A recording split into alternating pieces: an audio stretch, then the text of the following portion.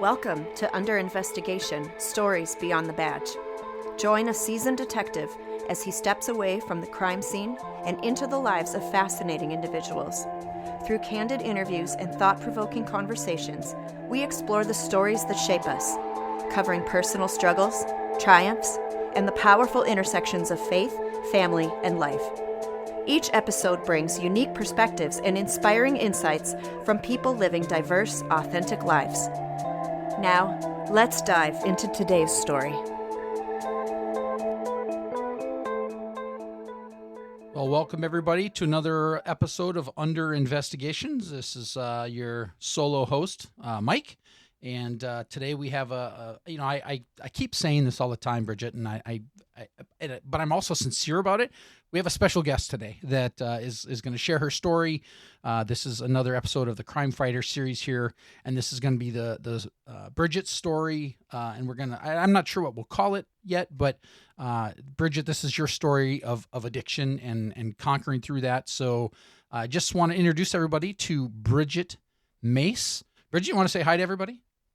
Yes. Hello. Thank you. Thank you for having me. And I'm super excited to be here and ready to share my story with you and everyone that's listening. So thank you so much. Absolutely. I appreciate it. You know, we initially connected through a mutual friend, Kevin, and who actually has been on this podcast as well.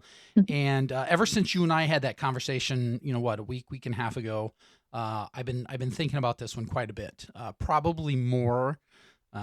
It's no disrespect to my previous guest, but probably more with you than with some of my other episodes, and it's simply because it's a powerful story, and I was excited that you were willing not only to share your story, but to be so open and candid about it. So thank you for that.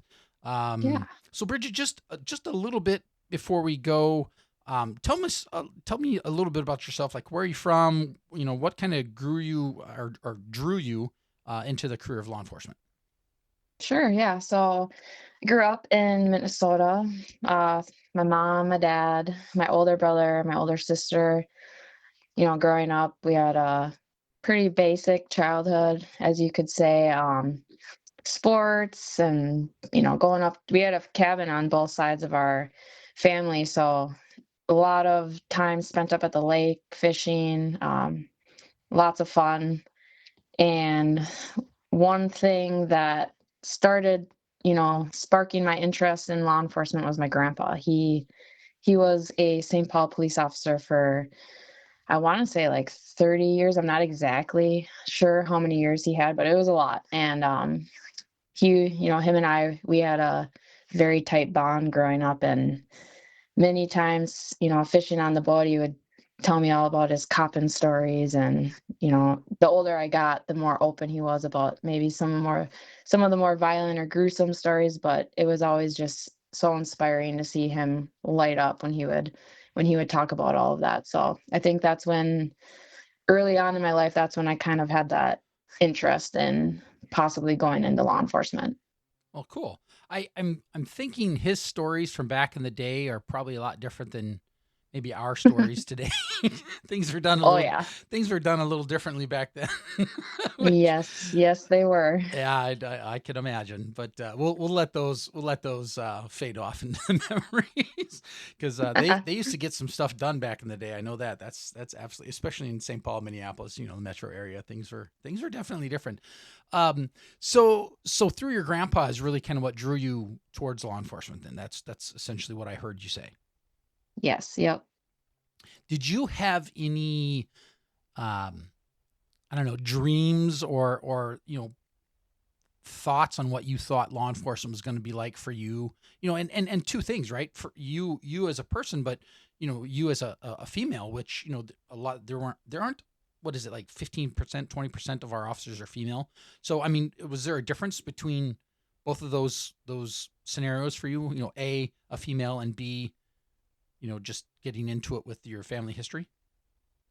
Yeah. I didn't really, at the time, when I started seriously contemplating on going into law enforcement, I wouldn't say I had any like big expectations, but one of my dreams was just to be able to, and you hear this all the time, and it's, can sound corny or cheesy, but I really did want to give back to the community. And my grandpa had such a strong relationship with the community that he worked in some of the smaller towns. And, he grew up in the Como area. So that was, a lot of his stories were revolving around that.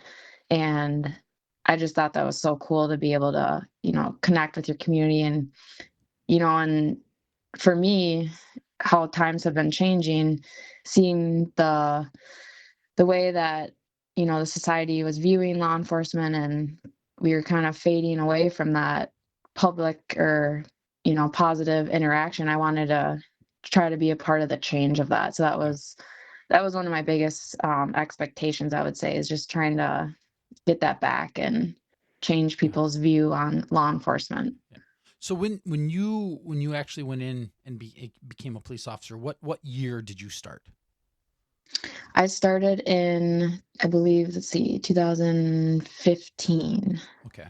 So a newer, what I would call a newer generation, probably had different viewpoints, and that's why, when you say, I kind of latched onto this a little bit, when you say kind of wanted to make a change, it's because I think things were starting to kind of, I don't know, the tension was starting to rise about that time, wouldn't you say? That clash. Yes, absolutely. Absolutely. Okay. And then, so having all those conversations with Grandpa, that didn't scare you away? No, it didn't. The gun stuff, that never scared me. I grew up hunting with my dad, so I enjoyed that aspect of the job. Definitely was a little bit of a adrenaline junkie as a kid, flying off on the tubes on the water and four-wheeling. And I just, I was always into doing all that high adrenaline activity. But yeah, nothing really scared me away from the job at all. Looking back, I don't think I really had a fear. I think the only fear I had was having to be tased in academy. That was one of the biggest things that I was worried about. What about getting chemical irritant? We just talked about that right before I hit the record button. What would you Yeah. rather? Would you rather be tased, or would you rather have mace shoved in your eyes? You know, you're gonna probably be super surprised, but I think I'd rather be maced because that taser, just that anticipation waiting and hearing the pop, like I still, when I hear it, I still am like, oh my gosh, like I don't know. And I didn't have a super bad reaction to pepper spray. So yeah, I think I would go with the pepper spray. I know that's gonna be really shocking for people to hear, but it's Yeah, the truth. I'm, and as you know, because we just talked about it, I'm the complete opposite. I would rather be tased 20 times before getting maced one time, because once the ride's over, the ride's over. But there is a mental piece to it, though. There truly is, and I think you even said it yourself, that pop. There's Yep. something creepy about that. But I'll do respect. It's different strokes for different folks. So so Exactly. so when you first got hired, where did you get hired? Not specifically where agency, but like what region of the state did you get hired in? Yeah, I got hired in the city in the Twin Cities there, so in Minnesota. And yeah, I was a reserve officer in a CSO, so I kind of had my foot in the door. And Mm. yeah, I was hired by that agency, and that's where I started. Okay, awesome. And then kind of tell me what your first year was like. I mean, was it? I don't. I'll leave it open. What was your first year? First couple years, even as a law enforcement officer. What was that like for you? It was a lot of fun. I was young. I got hired pretty much right out of college, so very young. I think the college prepared me pretty good for the job. Really good training, and we did a lot of intense drills and scenarios. But yeah, my first year, I loved it. I wanted to be there every day. They talk about that burnout, right away. And I feel like, I was on that first year, I was kind of teeter-tottering. I tried to get my hand on every bit of overtime I could, but I just loved it. I couldn't wait to go to work, go on my days off, and then just waiting for that day, getting back to the job and putting the badge on, putting the uniform on. It was just a really, really fun time. So I don't want to make assumptions, but I generally know how the workflow occurs in an agency. You got hired as a patrol officer. You didn't get hired into a specialty unit or anything like that. You were patrol 911 calls, that kind of stuff at the beginning. Yep, I was on the road as patrol um, for my whole duration there. Okay, okay. And so I'm going to shift a little bit into more of our topic. We kind of teased it a little bit at the beginning, but I want to be very clear to anybody who might be listening. We're going to be talking about alcoholism and drinking and kind of the stressors and stuff that come from it. And Bridget, at the very beginning, you gave me permission to connect you and any potential listeners that might be struggling in this area. Is that fair to say? Absolutely, yep. So if anybody who's listening to this story and it kind of, maybe resembles where you're at in your life, or maybe some struggles or some similarities or anything like that, feel free to reach out to me. I'm not plugging, like a advertisement piece. This is important. I know it's very important to you, Bridget, and it's important to me as well. So if anybody, finds himself maybe in this scenario, or want to connect with Bridget for whatever reason, feel free to, obviously get a hold of me on Facebook, through our podcast, or simply email me at weareunderinvestigation@gmail.com, and I'll certainly connect you too. So I wanted to throw that out at the beginning because I think it's important. We'll mention it again later on. But so we're going to talk about drinking. I mean, that's a fair drinking, and maybe, some of the things that come along with that. In the early years of your career, when did alcohol kind of start showing up, at least in your mind? And maybe it wasn't right away, but when did it start showing up as a coping mechanism that you started recognizing? Yeah, I think even before um, even before law enforcement, it kind of started to show up just a little bit in my life, and I can say that just by looking back now. Yeah. And you know, things were, like I said, in my childhood, things were really good, and then alcohol kind of became prevalent in my family. My parents ended up getting divorced, and Hmm.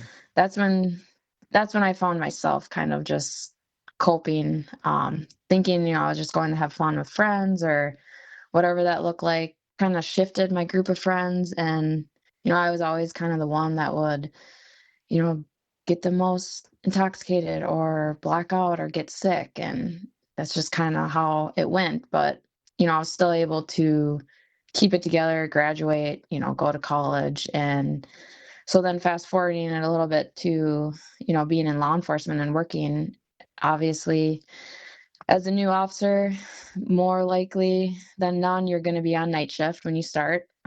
True. So, yep, going on the dog watch, it's that's a hard thing to do. And I was living alone. I had a house, living alone at the time. And when I went, started working nights, it was, well, on my days off, start thinking about some of the calls and maybe having a little bit of trouble sleeping. And then what else are you going to do all night? And I would, drink or have fun. And then all of a sudden it was like I could just tell things were escalating a little bit, like starting to drink by myself at home, Yeah. or drinking to be able to fall asleep, or you know being up all night and just sitting at home and drinking, and all of a sudden it's like waking up and not knowing, oh, what happened last night, or something like that. Yeah. You said something at the beginning that I kind of keyed up on just a little bit, and you said that it maybe even started before you got into law enforcement. Did I understand that correctly? Yeah, yep, Okay. absolutely. Definitely, definitely is in the family. Hmm. Alcoholism runs in our family, Yep. unfortunately.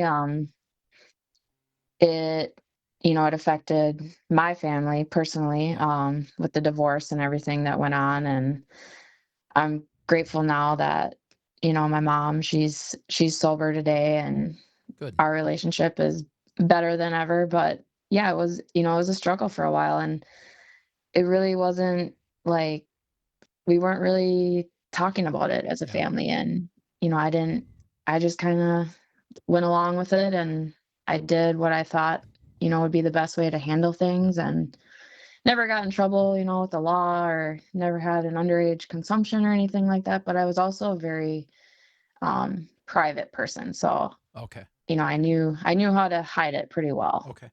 So for those cops that might be listening to this, or maybe that kind of understand the process of being hired, right? One of the things is we do a psychological evaluation.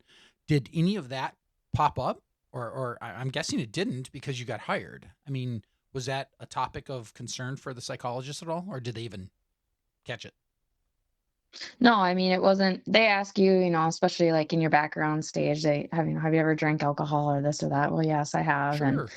Yeah. it definitely wasn't a lie by any means. And I mean, honestly, I would say after I graduated high school and college, I was very focused. I knew I wanted to become a police officer. I knew what I needed to do. I was very, very focused on my studies and working at the time, and that was a very serious time in my life. So Yeah. I was, I wasn't really drinking a lot during that time. I was just focused on, meeting my goal, which was to be a police officer. Yeah. And you were driven, so yeah, I could see that. That makes sense to me. So you said it, you started creeping it up, and at one point, you were drinking to kind of get to sleep, and those are certainly flags that we know outwardly, right?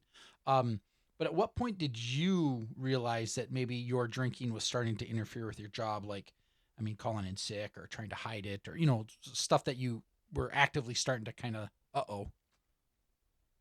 Yep, my second to third year, I believe. You know, whether it was being hungover or just losing that drive for the job, and just, replacing that with drinking, and, going on some hard calls like suicides. Those are the ones that Yep. stood out to me the most. You know, being young like that and thrown into a call, it was like I struggled with how to handle it and how to cope with it. And here I'm 20 something years old, and I'm trying to tell, these grown adults, these parents, that, how to get through this, or Yeah. be there for them, and it's just something I really struggled with. So Right. that ate me up for a long time, and I just wanted to, erase those thoughts and those memories, and the only way at the time that I knew how to do that was to just drink. Yeah.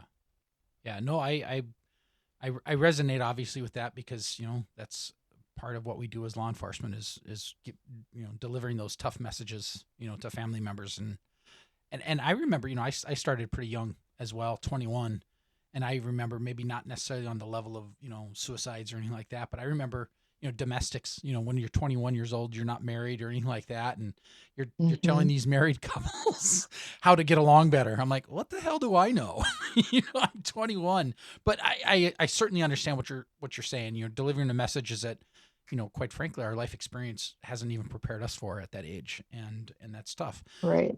But before we go on, I want to make a very, very clear statement to anybody who may be listening to this, because, one thing with my podcast is I know there are some chiefs that listen, or some command staff people that listen to this, and I want to be very clear in your scenario. You've been very clear to me in our conversation that you never came to work drunk. Is that Yeah, fair to say? that is fair to say. I Okay. never, if I felt like, I shouldn't be driving, or if I was still under the influence or anything like that, I would just call in sick. I Yep. never showed up intoxicated. I was very stern with myself that I would never do Yep. that to the community or my partners. So I want to just be very clear, just I wanted to throw that out there, very Yeah. straight, that was not an issue in your scenario. So, um, keep it, I guess, take it for what it is. I just want to make sure that was clear with everybody. No, that's But good. I appreciate that. yep, absolutely. So at what point, I mean, let me rephrase that. Did anybody at work notice anything? I mean, did anybody confront you about your absences, or I mean, did any of your partners know what was going on in your life at this point? Yeah, there was a few. There was some people that would mention some things. There was, an officer that knew a little bit more than anyone else, and you know, I would, I was very good at manipulating Mm, people or the situation, and you'll hear that among, a lot of alcoholics that they're the master manipulators. And I lied a lot. There was a lot of lying that went on, and I knew I was like, oh, what do I got to say to get him off my back, or anything like that. So, but yeah, there were people that you know reached out, or are you doing all right? What's going on, or this or that. But I was still not comfortable with saying, no, I'm not doing all right. Deep yeah. down, I knew I wasn't, but I was afraid that if I said, yeah, I need help, that I was going to lose my job. You know, Yeah. I And didn't want to be that person that wasn't strong enough to do the job. I want to speak on that because you said it, and I think it's really important because it's again we talked, and I do peer support as well, and so I have conversations with officers that are sometimes in your shoes, and that is the number one thing is why cops don't come out and say I'm struggling because they're afraid of losing their job. Yep, I the mean stigma. they're afraid of losing your job. I mean, think about that. I mean, for a person who's committed themselves, to a law enforcement career, and I'm not saying this to you, Bridget, obviously, because you know it, but I'm saying it to our listeners, is to somebody who's committed to this job, all your training, all your financial college investment, because in Minnesota we pay for our own training for the most part, um, and you put all this money and time and training into this very very specific career, and if you come out and say, "Yeah, I've got a drinking problem," you don't know how your command staff is going to handle that. I mean, it's a scary thing because they can handle it as in, "Oh, sorry, you can't be here. You're fired." And then now you're unemployed and good luck getting another job. And this is the cool part about this story. Good luck in getting another job in this career field, which we'll talk about later. But I mean, you literally lose your financial stability, which of course then Yep. includes houses and cars and other assets that you may have, and that is where we need to change. That is where we need to change. And again, Bridget, we're just now getting into this, but this is where I have super amount of respect for you being willing to come out and share your story. And this Yeah, is this absolutely. is this is crazy. So, at what point did it start unraveling for you in your department? Yeah, like I said, I was calling in sick a lot. So, that was looked at. And then I actually was hospitalized because I had alcohol-induced seizures. And so then I was on medical leave. And when you have a seizure or lose consciousness, you're not able to drive for, X amount of days, because then you have to see like a neurologist, make sure that you're, safe to be driving, or whatever the case may be on the medical side. So I was on medical leave, which then ultimately, turned into an IA investigation. And, that was kind of when things escalated quite fast for me. I was even more terrified now. I was, still trying to be, I'm fine, everything's good. I got this under control. But deep down, it was getting worse and worse. And it was just spiraling out of control, because now not only am I not able to drive, I'm not able to go to work, which, to be honest with you, like, even during those times of, struggling and drinking and calling in sick, when I was at work, it was my safe place. It Mm, was a sense of belonging. And when I did get there and when I was on the job, I did feel safe, and I felt, supported. I felt like I was, a part of a family. And so having that ripped out of my hands, and now I'm on, under investigation, and, they tell you you can't talk to anybody, can't come to the department, whatever the case may be. And so now I'm really isolated. mm, And what did I turn to? Well, of course, more drinking. Yeah. Yeah. Um, and that's when things really started to get really dark for me. Yeah. Well, and again, for the benefit of people who maybe aren't in law enforcement and they're listening to this, an IA is, in my opinion, some IAs you're like, yeah, whatever, right? I mean, somebody's complaining about this or that, but in this scenario, IAs are very like, you can't talk to anybody, you can't do. I mean, just like what you said, and if your safe space, as you called it, coming to work, that gets ripped out from underneath you. Now you're very alone. Yes. Very alone. So, I mean, the obvious question to me is, okay, there's an alcohol piece that's very prevalent right now, but what about your mental health? I mean, what's going on there? Yeah, my mental health it was shattering. It was, like you said, you're isolated. I mean, I felt as if I was on an island, just, Mm, you know, fighting for survival mode. Like at that point, I was constantly battling, these terrible thoughts in my head. You know, worried about what are they going to find out? Oh my gosh, like my life's over. I'm going to lose my job. It was just this constant, like anxiety driven cycle of just, I didn't know what my life was going to look like. And I didn't know what that yeah, outcome was going to be. And, things just got really scary and really alone and depressing. And yeah, the mental health aspect of it was huge. I mean, I think a lot of, my addiction and mental health struggles go hand in hand for sure. yeah, yeah. How long was this process? I mean, were you on leave or under IA for like weeks, or are we talking a period of months? Or I mean, I'm just trying. What I'm trying to do is I'm trying to picture in my head how how long were you in this dark room? Yeah, it was, I don't know the exact Hmm. um, time, but it was months for Wow. sure. Because I think it was like I think I couldn't drive for like 60 or 90 days or something like Hmm. that. So it was a long time. And, there's some parts that I'm just like looking back that are kind of just blurry. And I even have a hard time piecing them together because Hmm. there were very minimal days that, I was coherent enough, you know, to understand what was going on. Yeah.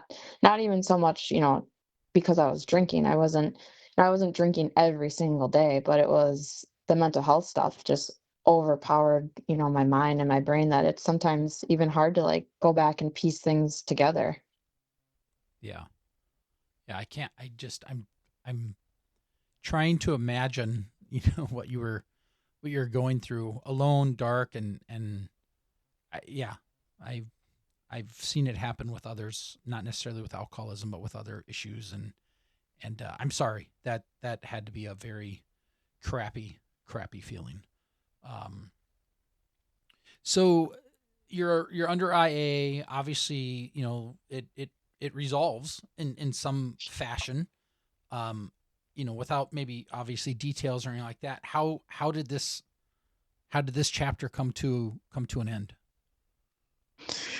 Yeah, it turned into ultimately resigning from the job, on one particular night. And,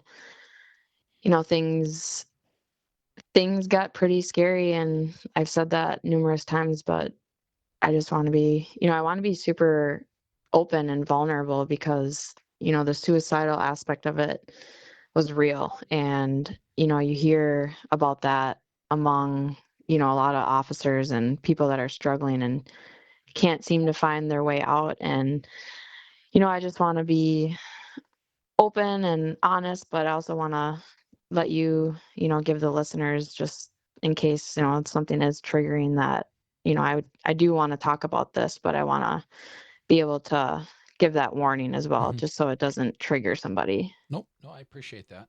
And so, what was that like for you this time period? Yeah. So, being home and just kind of trying to figure out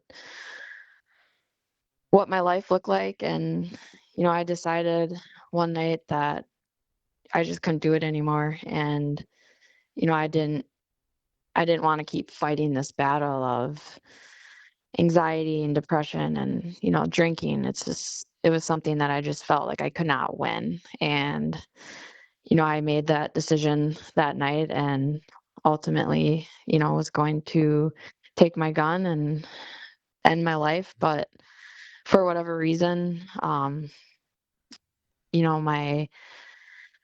my gun didn't go off and I don't Wow. know why. And, that's still something today that I think about a lot, and I know, there's a reason, and, I'm my higher power, who Mm. I call God, is definitely the only reason I can think that that gun didn't go off that night, because he had another plan for me, and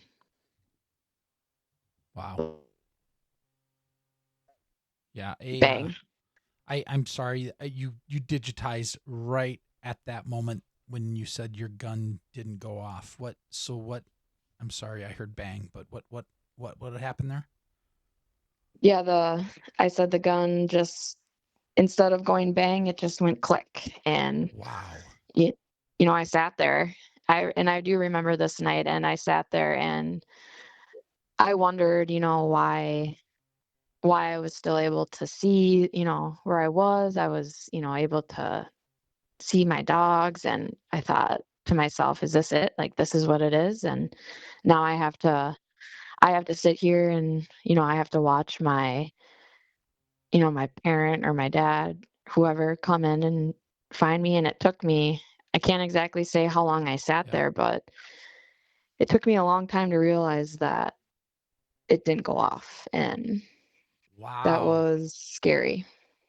Well, first of all, amen and praise God. Okay. I Yeah. mean, that's my first reaction. But then of course the cop side of me kicks in a little bit and like, your gun didn't go off? You know what I mean? It's like, wow. Yep. Absolutely wow. My hand is like trembling right now just a little bit. Um that is scary and profound at the same time. And I'm glad that you recognize that after the fact. You know that. So you actually, and I'm stuck on this, not for the horrific part of it, but more for the faith side of things. Um, so you actually thought in your mind that the gun went off, and then you were just kind of seeing yourself after the fact. Yes. Wow. I remember just sitting there and, I just, for a long, I wish I knew how long I sat there, but I just don't. Yeah. And, um, Well, I think that's I fair. felt one of my dogs, was licking my hand, and I thought, how am I able to feel this right now? And then I felt tears coming down my face, and I just Oh. thought, how can I feel this? And that's when I realized my gun didn't go off. And Mm. that next, or I think it was that same night, I had, it took me a while to share that with anybody. Yeah. I kept that to myself for quite some time, and that was a big burden to carry as well. Yeah. And, but I did reach out to my dad, and I'm like, I need to come home. I can't live alone anymore. And, I did that because I didn't want to have another situation like that Right. happen. And I felt as if I wasn't living alone, then, maybe that would help. Mm-hmm. And it did. But yeah, I immediately moved out of there and went back home and lived with my dad. Mm. So yeah, it was, Well, yeah, even today I still get like little, my voice gets a little trembly when I talk about it, because it was crazy. And, I'm just amazed that, that wasn't God's plan for me. And I'm so grateful. yeah. It's crazy. Well, I mean, obviously in our pre-interview that we had for this, I mean, I knew this was coming, but to actually hear you say that, I literally got goosebumps because obviously I believe in God and I'm a faith person. I'm a Christian, and but I'm also a cop who's been to a lot of calls like this, and it's just so improbable that your firearm didn't go off. I mean, and you know that. I mean, you're talking about it, but it's just I'm just kind of in awe as I'm processing, what I just heard. So, Yeah. all I could say is amen. And, there is a reason, right? I mean, that's the bottom line. There's a reason, and you're here, and maybe it's to share your story as you're doing. And I'm not saying share your story on this podcast, but share your story in conferences and groups. And again, that might be it, I don't know, but, I definitely without hesitation know that you're here for a reason, and God wants you here. So, wow. One Yeah. last question that I had for that, like my investigative mind, right, is kind of clicking. Uh, when you decided to take that action against yourself, I mean, were you intoxicated at that time too? I was. You were. Yep, I Okay. was intoxicated. Not to a point, that I was obviously blacked out because I remember, but Right. yeah, I had been drinking and, anytime I would have those thoughts or, think about contemplating my life and suicide, it was always when I was drinking. It was never alcohol definitely brought a lot of that on and those thoughts on. Hmm. Wow. So, this is hard to transition from, to be honest with you. But so you left your home and you went to live with your dad. Just, I mean, for, I'm sure, a lot of reasons, but certainly for your own safety reasons. Um, when you went home to him, um, did he know what was going? I mean, did he know the extent of the struggles you were dealing with at that point? I mean, was family aware? Family, the drinking part, yes. But a lot of like how serious the mental health things were getting, no. Yeah. I did not share I did not share a lot of that with anyone. I mean, it was clear that, I was depressed, I was lost, and during that transition, I that's when I resigned. So now it was I got to figure out my life. Yeah. And you know, I went to school, I trained, the only dream I had was to be a police officer. Now what? Hmm. I was now what am I going to do? Now I'm living in my dad's basement, and I was just more kind of at a loss of what am I going to do? Right. Like I had no drive for another career. I had no interest in another career, but the only thing that made sense to me was to just keep drinking. Mhm. So the so how long were you employed by that police department at that point? So from beginning to end, how long were you there? Just under 3 years. Okay. So in 3 years, you went from probably a very loved dream job, right? To now it's been ripped out of your hands, and now you just simply don't know what the hell to do at this point. Is that fair to Yep, say? absolutely. That it would be a very difficult transition. So what did you do? So you're living with dad. Um, what's happening at this point? Honestly, not a whole lot. I did a little bit of some construction work. I love being outside, and I just wanted to make some money, make it fast, and I did some construction work, which was a weird career change, but a lot of that also, there was a lot of drinking that went on with that, and then I got back to those dark places again. It just crept up on Okay. me and ended up, you know, quitting the construction job and still living at home with dad. And um, I had another night where I just wanted to give up again, Mm. but I wasn't going to take it to the same level that I did before, but there was still I still had a little bit of hope left in me to get through it, but you know, the thought of going on was just overpowering. And I reached out to a friend that was an officer who worked in the area that my dad lived. And, I knew she was on the job that night, and I had sent her a few messages that were pretty concerning. And, I was obviously drinking, and she knew I was drinking. She was kind of just at a loss of how to help me at that point. I was like, I wasn't willing to step up to get help. I wasn't being honest all the time. So, but yeah, she ended up showing up at my house at like, 1, 2 in the morning, and my dad answered the door, and I was downstairs just, you know, super drunk and upset and just a mess.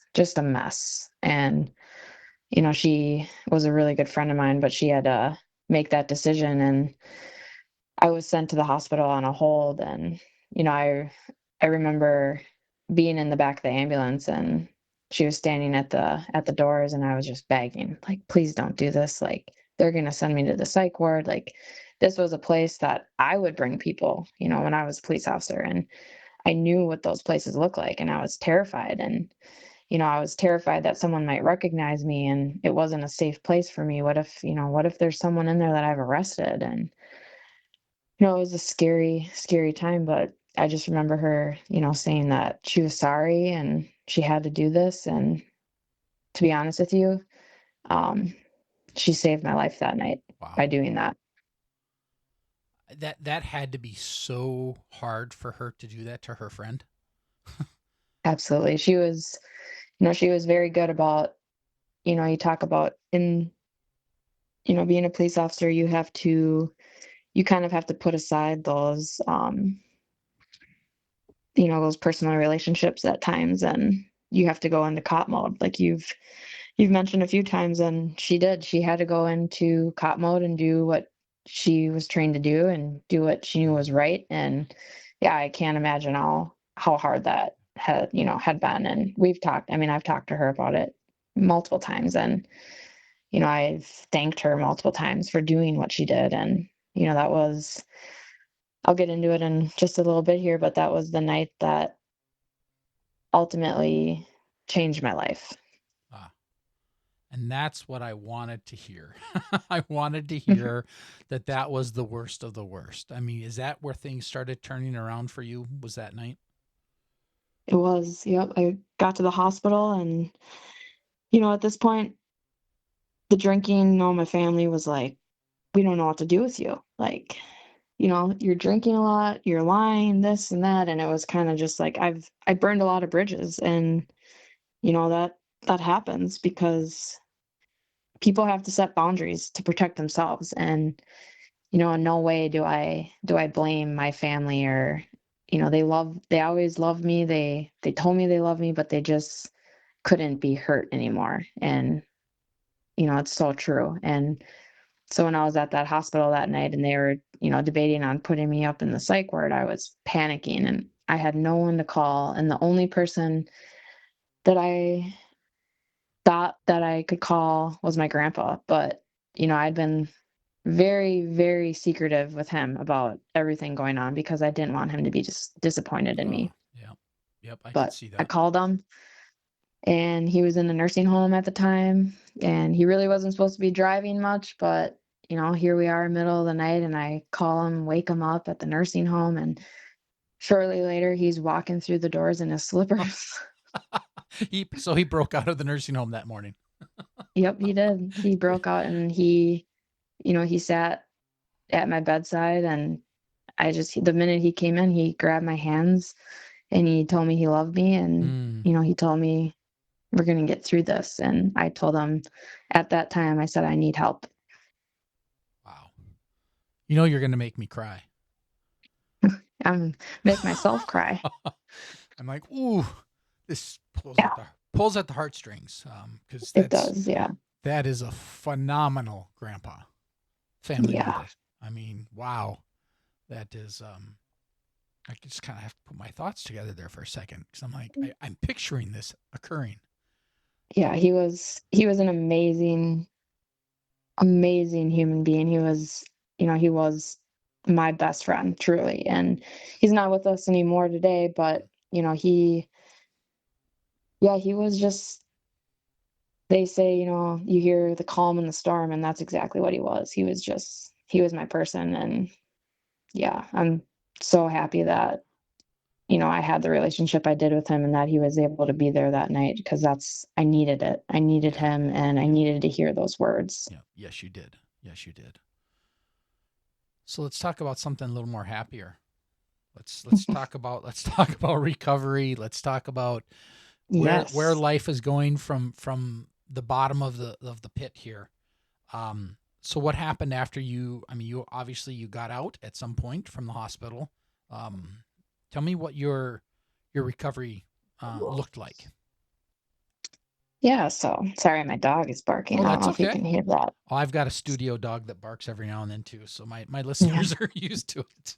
Yep. It's life, it's Yep. just life hanging out at home. But no, yeah, so I got out of the hospital. My grandpa, he put on his cop mode even at, 80 some years old, and he was able to break me out of there before they sent me up to the seventh floor.